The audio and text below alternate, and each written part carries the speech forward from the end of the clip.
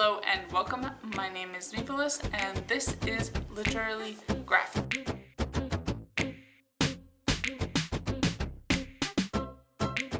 And today we are looking at First Year Out, a transition story written and illustrated by Sabrina Symington, published by Singing Dragon in 2018.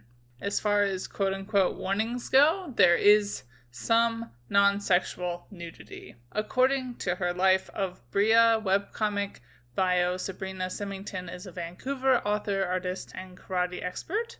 First Year Out is based on her own personal experiences and those of her friends. Looking up the official book description on Goodreads, this intimate and striking graphic novel follows Lily as she transitions from male to female, depicting her experiences from coming out right through to gender reassignment surgery. Lily's story provides vital advice on social, emotional, and medical aspects of transitioning and will empower anyone questioning their gender. While this did feel personal enough that I had to double check if it was nonfiction or not, the fact it's a compilation of a couple people becomes a bit obvious in the way it sometimes feels by the book, or as if it's aiming to check all the boxes and answer all the standard questions cisgender people bring to the table. And for better or for worse, as some reviewers have already pointed out, this book does feel like a thing that centers around cis audiences and not a trans audience.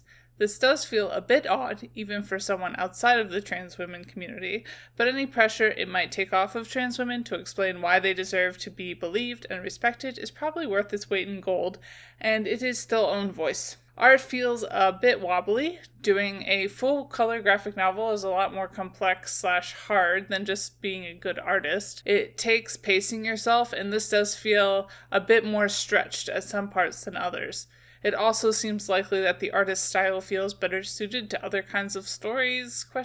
That said, with how intense transphobia is and how trans women have been pushed into the spotlight in the past 5 years and beyond, honestly, I'm sure there was some feeling of urgency to get own voice stories out there in a graphic novel medium. As far as how gender and sexuality were treated in the book, they were obviously most of the focus and treated in a very respectful and enlightening way, and to no one's surprise, class and disability were largely ignored, because that's just a thing. Bye y'all, keep reading and resist white supremacy. And as always, Literally Graphic is recorded on the traditional territory of the Mississaugas of the Credit First Nation and Anishinaabe people, the Haudenosaunee Confederacy, and the Huron-Wendat Nation. I live here because of British colonization, Indigenous genocide, and more geographically specific, Treaty 13, also known as the Toronto Purchase, which was finalized in 1805 between representatives of the Crown and certain Mississauga peoples. This treaty was a lie and has since been broken many times over. Saying so reflects only my own small steps towards knowing the truth and does nothing for reconciliation.